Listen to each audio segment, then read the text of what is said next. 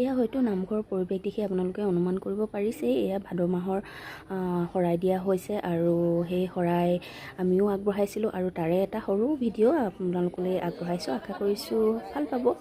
ইয়াত ডিগবৈ চেণ্ট্ৰেল নামঘৰত আমি যোৱা ৰাতিয়ে হয় ভিডিঅ'টো, তাৰে অলপ ভিডিঅ' সাঁচি ৰাখিছিলোঁ আপোনালোকৰ মাজত আগবঢ়াবৰ বাবে।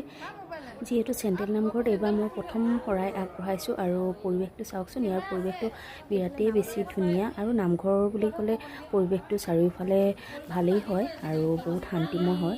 আৰু আনফালে এইফালে ভকতবৃন্দই নাম লৈ থাকোঁতে নাম শেষ হোৱাৰ পাছতে আৰু আপোনাৰ প্ৰসাদ বিতৰণ কৰিবৰ আগে আগে চাহ দিয়া হৈছে, চাহৰ বাবে যা যোগাৰ কৰি থকা হৈছে আৰু যিমান দূৰ সম্ভৱ হয় গোটেইকেইগৰাকী মহিলাই অলপ অলপ সহায় কৰি চাহৰ যা যোগাৰ কৰি থকা হৈছে।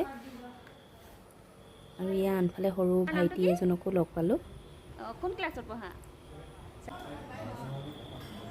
আনহাতে দি এইফালে চাহৰ আয়োজন কৰি আগবঢ়োৱা হ'ল ভকতবৃন্দ। এই চাহ কেটলিটো এইফালে আছে। আমি খাবলৈ লৈছোঁ দেৱজানী।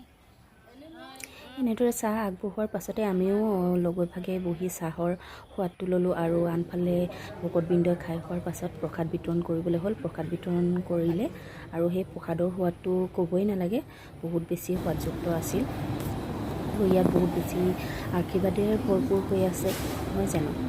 এই ইয়াৰ সোৱাদটো নক'লেও হ'ব। আৰু আনফালে এইফালে পৰিৱেশটো চাওকচোন।